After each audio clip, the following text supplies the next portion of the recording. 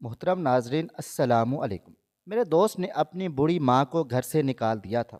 میں نے جب انہیں کچرا کنڈی کے ڈھیر پر بیٹھے دیکھا تو اٹھا کر اپنے گھر لے آیا۔ دوست سے بات کی لیکن وہ اپنی ماں کو اپنے گھر لے جانے کے لیے راضی نہ ہوا تھا، اس لیے میں نے انہیں اپنے گھر میں رکھ لیا۔ میری بیوی نیک تھی، وہ ان کی خوب خدمت کرتی تھی۔ جلد ہی ہمارے دن پوری طرح سے بدل گئے تھے اور میں خوب ترقی کرنے لگا تھا۔ کچھ مہینوں بعد میرا دوست مجھے ملا تو اس سے دیکھ کر میرے رونگٹے کھڑے ہو گئے تھے، کیونکہ اس کی حالت تو میں دفتر سے واپس لوٹ رہا تھا کہ جب ہی محلے کی کچرا کنڈی پر میں نے لوگوں کا رش دیکھا۔ کافی سارے لوگ وہاں پر جمع تھے اور آپس میں کچھ بات چیت کر رہے تھے۔ مجھے بھی تجسس ہوا کہ میں کچرا کنڈی پر ایسا کیا ہے جو بھی لوگوں نے رش لگا کر رکھا ہے۔ پہلے میرے ذہن میں خیال آیا کہ شاید کسی نے کوئی مردہ بچہ پھینک دیا ہو، کیونکہ آج کل ایسی خبریں بہت زیادہ عام تھیں کہ لوگ اپنے ناجائز بچوں کو کچرا کنڈی پر پھینک رہے تھے۔ کچھ ہفتے پہلے ہی اسی کچرا کنڈی سے ایک نوزائیدہ بچے کی لاش ملی تھی، لیکن پھر میں نے سوچا اگر ایسی بات ہوتی تو اب تک یہ رش جھٹ چکا ہوتا۔ خیر، تجسس کے عالم میں بھی کچرا کنڈی پر رک گیا تھا۔ ایک دو لوگوں سے پوچھا تو کہنے لگے پتہ نہیں کوئی پاگل عورت ہے، کچرا کنڈی پر بیٹھی ہے اور روئے جا رہی ہے۔ میں نے ذرا سا لوگوں کو سائڈ سے ہٹایا اور پھر جیسے ہی میری نظر اس عورت پر پڑی تو میرے سر پر آسمان گر پڑا تھا۔ یہ تو سلمیٰ آنٹی تھی، جنہیں میں بہت اچھی طرح پہچانتا تھا۔ نہ ہی وہ پاگل تھیں اور نہ ہی کوئی ایسا ذہنی مسئلہ تھا کہ وہ کچرا کنڈی پر بیٹھ کر اس طرح روتی تھی۔ میری ان سے آخری ملاقات تقریباً 3 سال پہلے ہوئی تھی اور اس وقت وہ بالکل ٹھیک ٹھاک اور نارمل تھیں اور اپنے گھر میں خوش باش تھی۔ یہ شہباز کی شادی کے وقت کی بات تھی۔ اس کے بعد سے میری ان سے کوئی ملاقات نہیں ہوئی تھی، کیونکہ شہباز کی بیوی کا مزاج کچھ ایسا تھا کہ میں نے اس کے گھر جانا ہی چھوڑ دیا تھا۔ سلمیٰ آنٹی کو دیکھ کر میں جلدی سے آگے بڑھا۔ میں نے آواز دی، سلمیٰ آنٹی، آپ یہاں کیا کر رہی ہیں؟ شہباز کہاں ہیں؟ آپ اس حال میں یہاں کچرا کنڈی پر کیوں بیٹھی ہوئی ہیں؟ مجھے دیکھتے ہی ان کی آنکھوں میں شناسائی کی رمق ابھری اور پھر وہ ایک دم ہی سر جھکا گئی اور منہ پھیر لیا تھا، جیسے خود کو مجھ سے چھپانا چاہتی ہوں۔ میں نے آگے بڑھ کر انہیں گندگی سے ڈھیر سے اٹھایا اور لوگوں سے کہا کہ یہ میری جاننے والی ہیں، آپ لوگ فکر بالکل نہ کریں، میں انہیں ان کے گھر پہنچا دوں گا۔ وہاں موجود لوگ عجیب عجیب باتیں کرنے لگے تھے کہ پتہ نہیں کیسے لوگ ہیں، گھر کے بڑوں کی خبر نہیں ہے، اگر پاگل عورت ہے تو باندھ کے رکھنا چاہیے تھا نا، نہ جانے کیسی اولاد ہے، بوڑھی ماں کا بھی خیال نہیں ہے۔ سارا ہی محلہ پریشان ہو گیا تھا کہ پتہ نہیں کیا معاملہ ہے۔ میں نے سلمیٰ آنٹی کو اپنے موٹر سائیکل پر بٹھایا اور اپنے گھر لے آیا تھا۔ میری بیوی بھی سلمیٰ آنٹی کو پہچانتی تھی۔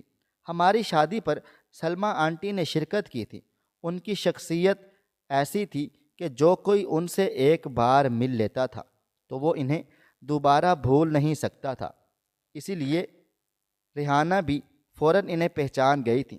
وہ جلدی سے انہیں اپنے ساتھ واش روم لے گئیں، صاف ستھرا کروایا، انہیں پہننے کے لیے اپنا سوٹ دیا اور پھر جب وہ واپس آ کر ڈرائنگ روم میں بیٹھی تو مجھ سے نظریں نہ ملا سکی تھیں۔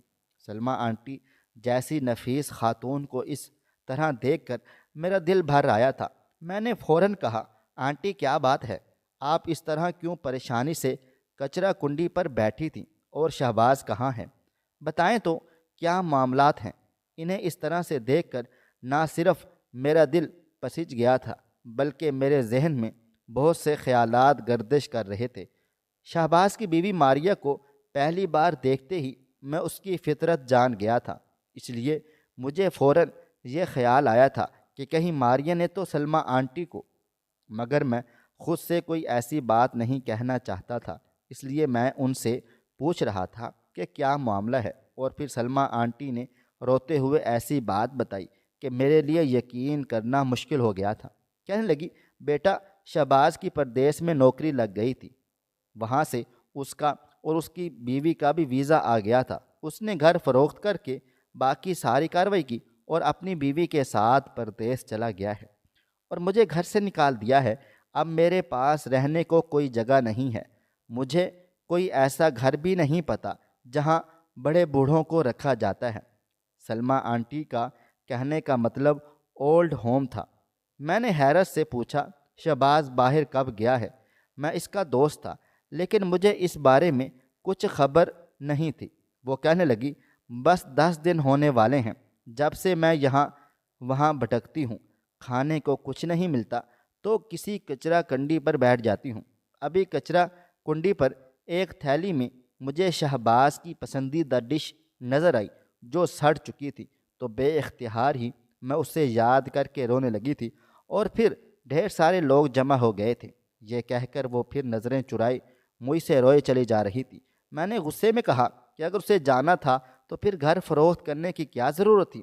سلمیٰ آنٹی شرمندگی سے کہنے لگی، بیٹا اس کی بیوی ماریا کا یہی فیصلہ تھا کہ اب وہ دوبارہ یہاں واپس نہیں آئیں گے، اس لیے گھر فروخت کرنا پڑا۔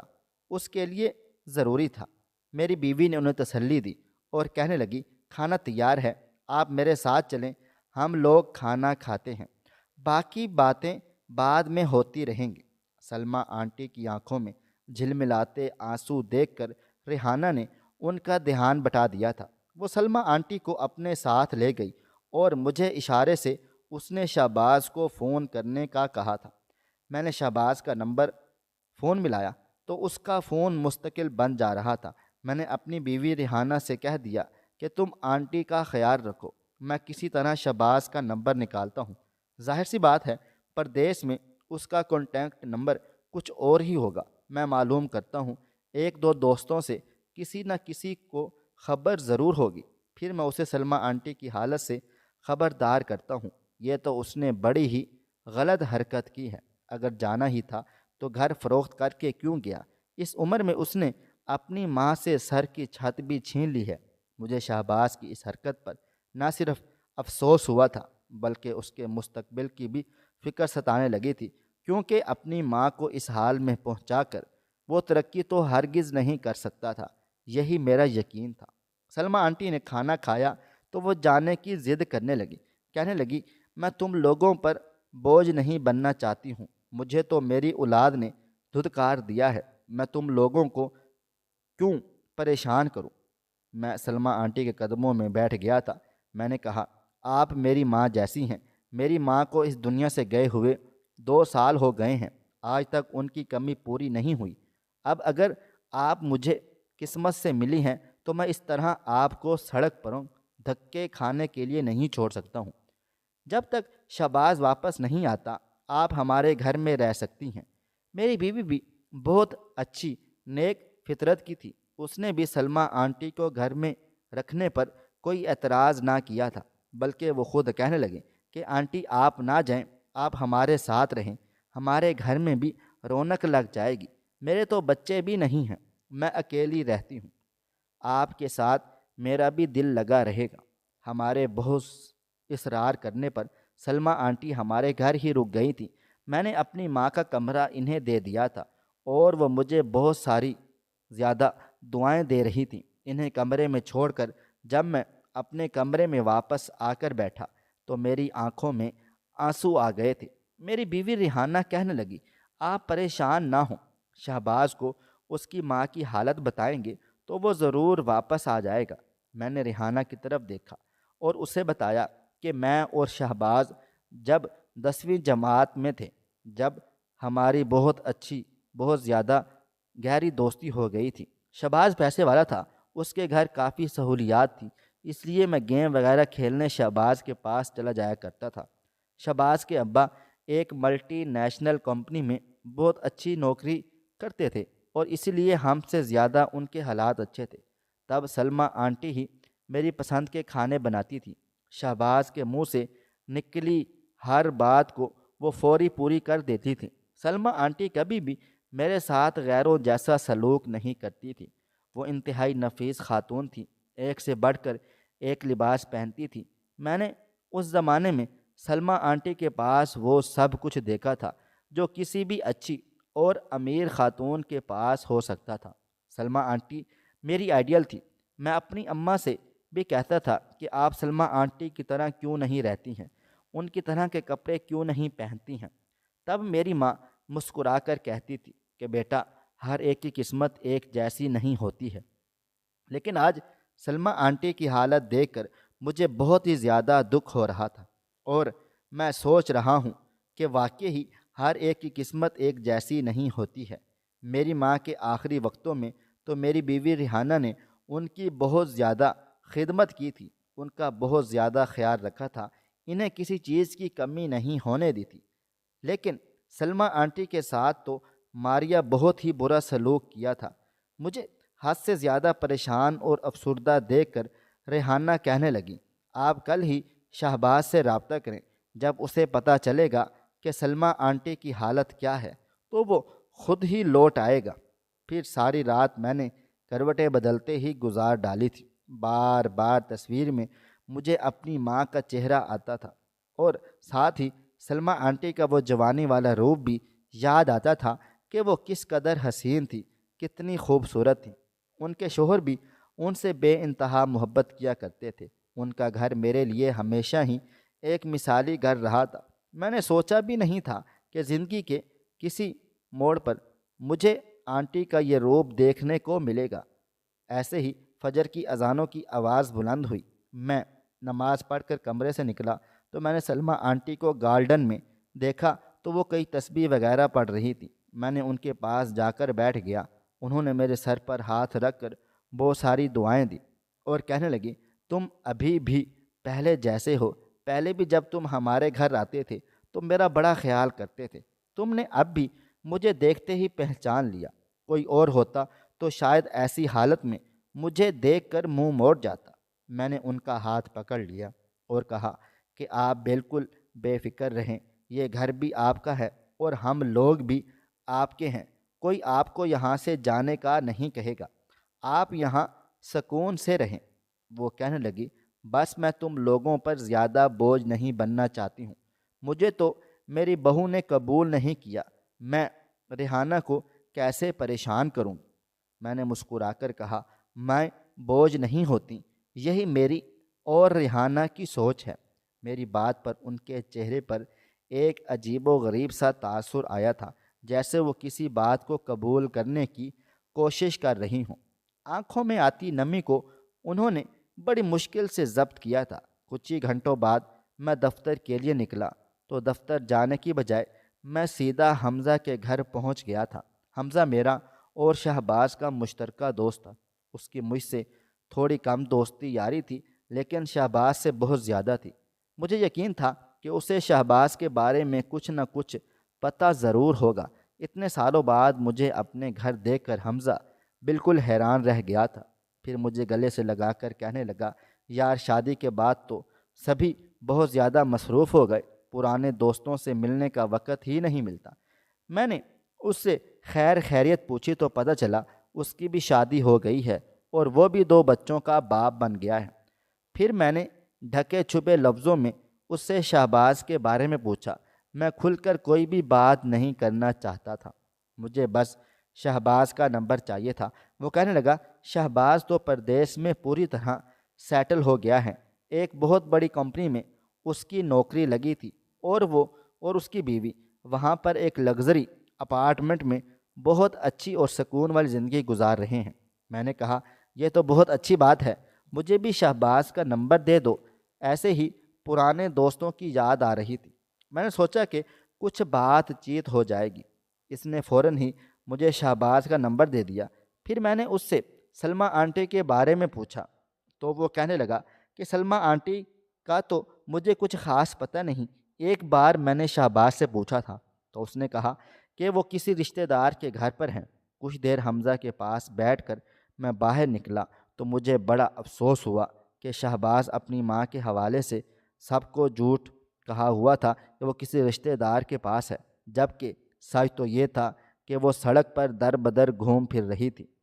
میں اپنے دفتر پہنچا اور وہاں جاتے ہی میں نے سب سے پہلے شہباز کو فون لگایا۔ کچھ ہی دیر بعد اس نے میرا فون اٹھا لیا تھا۔ میری آواز سن کر بہت زیادہ خوش ہوا، پھر مجھ سے میرے بارے میں پوچھنے لگا۔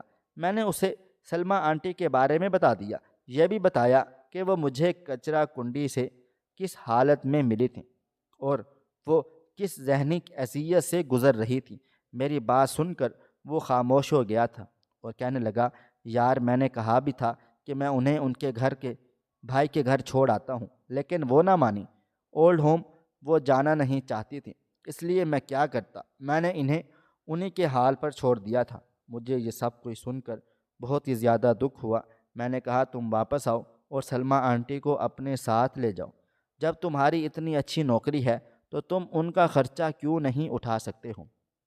وہ کہنے لگا، میری بیوی ماریا اماں کو ساتھ رکھنے کے لیے راضی نہیں ہے۔ وہ یہاں پر انہیں اپنے ساتھ نہیں لانا چاہتی ہے اور وہاں ہمارا ماموں کے سوا کوئی بھی نہیں۔ اماں ماموں کے گھر نہیں جانا چاہتی، میں تو خود بیچ میں پھنس کر رہ گیا ہوں۔ تم انہیں کسی اولڈ ہوم ہاؤس پہنچا دو، ان کا خرچہ میں تمہیں بھیج دوں گا، یا پھر چاہو تو اپنے گھر رکھ لو، لیکن مجھ سے ان کے بارے میں کوئی بات چیت نہ کرو۔ شہباز کی باتیں سن کر مجھے یقین ہی نہیں آیا تھا کہ یہ وہی لڑکا تھا جس کو بڑا کرنے کے لیے سلمہ آنٹی نے دن رات بہت محنت کی تھی۔ میں نے شہباز سے کہا کہ انہیں تمہارے پیسوں کی بھی ضرورت نہیں ہے، تم ان کی طرف سے بے فکر ہو جاؤ۔ آج سے وہ میری ماں ہیں۔ اور میں نے غصے میں فون بند کر دیا تھا۔ میں جب گھر واپس پہنچا تو ریحانہ اور سلمہ آنٹی بیٹھ کر باتیں کر رہے تھے۔ سلمہ آنٹی کے چہرے پر مسکراہٹ تھی اور وہ کافی نارمل نظر آ رہی تھیں، اس لیے میں نے ان کے سامنے شہباز کی کوئی بات چیت نہیں کی۔ لیکن جب رات کو ریحانہ نے مجھ سے شہباز کے بارے میں پوچھا تھا تو میں نے اسے سب کچھ سچ سچ بتا ڈالا تھا اور اس سے کہا کہ اب تم بتاؤ، اب میں آنٹی کو اولڈ ہوم ہاؤس چھوڑ آؤں یا ہم انہیں خود رکھ لیں؟ میری بات سن کر وہ کہنے لگی، آنٹی سلمہ کے آنے سے تو میرا بہت زیادہ دل لگ گیا ہے۔ مجھے ان کے یہاں رہنے پر کوئی بھی اعتراض نہیں ہے۔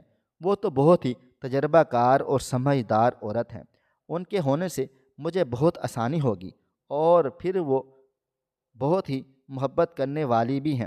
آپ تو جانتے ہیں کہ میرے ماں باپ بہت پہلے ہی اس دنیا سے چلے گئے تھے، پھر آپ کی ماں بھی چلی گئی تو ہمارے پاس کوئی نہ رہا۔ اب اللہ تعالیٰ نے اگر توفتاً سلمہ آنٹی کو ہمارے گھر بھیج دیا ہے تو میں انہیں ہمیشہ سنبھال کر رکھوں گی۔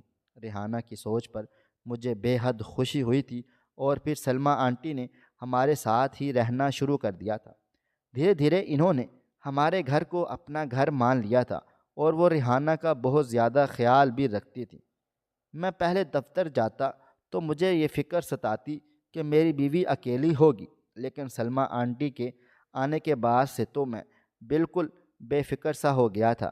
ایک دن باتوں باتوں میں سلمہ آنٹی نے خود بتا دیا تھا کہ ان کا ایک بھائی ہے، لیکن وہ اس کے گھر نہیں جانا چاہتی کیونکہ ان کی بھابھی بھی ماریا جیسی ہی عورت ہے۔ وقت تیزی سے گزرتا چلا گیا۔ 3 مہینے بعد ہمیں ایسی خبر ملی جس کا ہم نے کبھی تصور بھی نہیں کیا تھا۔ دراصل ریحانہ کے ساتھ کچھ ایسے مسئلے مسائل تھے جس کی وجہ سے وہ ماں نہیں بن سکتی تھی، اور ہم لوگ اولاد کی خوشی سے محروم تھے۔ لیکن سلمہ آنٹی اسے دن رات دعا دیتی تھی کہ جلد ہی اس کی گود میں خوشی آ جائے گی، اور 3 مہینے میں ہمیں وہ خوشخبری ملی تھی کہ ہم دونوں کی دنیا ہی بدل گئی تھی۔ ریحانہ امید سے ہو گئی تھی۔ ڈاکٹروں کو بھی جب یہ بات پتہ چلی تو وہ بھی حیران و پریشان ہوئے، کیونکہ ریحانہ کی پرانی رپورٹس بالکل مختلف تھیں، اور اب اس کی یہ پریگننسی ایک طرح سے معجزہ ہی تھی۔ ریحانہ کا کہنا تھا کہ یہ سب کچھ سلمہ آنٹی کی دعاؤں کا نتیجہ ہے۔ وہ پہلے بھی سے زیادہ ان کے قریب ہو گئی تھی، اور سلمہ آنٹی نے ایک ماں کی طرح ہی اس حالت میں ریحانہ کا خیال رکھنا شروع کر دیا تھا۔ ہمارا گھر خوشیوں سے بھر گیا تھا۔ 2 مہینے اور گزرے تو ایک دن میرے باس نے مجھے بلا لیا اور کہنے لگے، تم بہت ہی زیادہ محنت اور ایمانداری سے کام کاج کرتے ہو، اس لیے ہم نے سوچا ہے ہماری نئی برانچ میں ہم تمہیں منیجر کے طور پر ٹرانسفر کر دیں۔ دوسری برانچ تمہارے گھر سے بھی قریب ہے، اور منیجر بننے کی خوشی میں تمہیں گاڑی بھی مل جائے گی۔ یہ سننا تھا کہ میں حیران و پریشان رہ گیا، لیکن فی الحال میں جس پوسٹ پر تھا وہاں سے منیجر کی پوسٹ پر پہنچنے کے لیے مجھے کم سے کم 4 سال کا انتظار اور کرنا تھا، لیکن اتنی اچانک مجھے یہ سیٹ ملی کہ میں خوش ہونے کے ساتھ ساتھ حیران و پریشان بھی ہو رہا تھا۔ دوسرے دن ہی میں میں منیجر کے طور پر اس برانچ میں پہنچ گیا تھا، اور پھر 1 ہفتے بعد مجھے کمپنی کی طرف سے گاڑی بھی مل گئی تھی۔ میں خدا کا جتنا بھی شکر ادا کرتا کم تھا۔ میں سلمیٰ آنٹی کی دعاؤں کے حصار میں گھر سے نکلتا تھا، اور میں جب گھر میں داخل ہوتا تو مجھے دیکھتے ہی وہ مسکراتی، میری خیر خیریت معلوم کرتی، مجھے اپنے پاس بٹھاتی، اپنے ہر مسئلے کو ان سے ڈسکس کرتا، اور وہ بہت ہی سمجھداری کے ساتھ میرے بہت سے مسائل کا حل بھی بتا دیتی تھیں۔ وہ ایک پڑھی لکھی اور بہت ہی سلجھی ہوئی خاتون تھی۔ انہوں نے میری زندگی کے بہت سے مسئلوں کو چٹکیوں میں حل کر دیا تھا۔ ایسے ہی 1 سال گزر گیا۔ ہمارے گھر ایک بیٹے کی پیدائش ہوئی۔ ہم نے اس کا نام رکھنے کا حق بھی سلمیٰ آنٹی کو دے دیا تھا۔ سلمیٰ آنٹی نے اس کا نام نور العین رکھا تھا۔ نور العین ہمارے گھر میں مزید رونق لے کر آ گئی تھی، اور ہماری زندگی پوری طرح ٹھیک ہو گئی تھی۔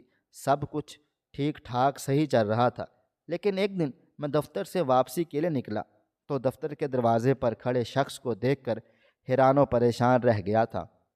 اجڑی ہوئی حالت، بکھرے ہوئے بال، وہ شخص کسی طرح بھی پہچاننے میں بالکل بھی نہیں آ رہا تھا۔ اس کے گندے کپڑے دیکھ کر تو کوئی اسے دیوانہ، مجنوں یا پاگل ٹھہرا سکتا تھا، لیکن مجھے اسے پہچاننے میں 2 سیکنڈ بھی نہ لگے تھے۔ وہ کوئی اور نہیں بلکہ شہباز تھا۔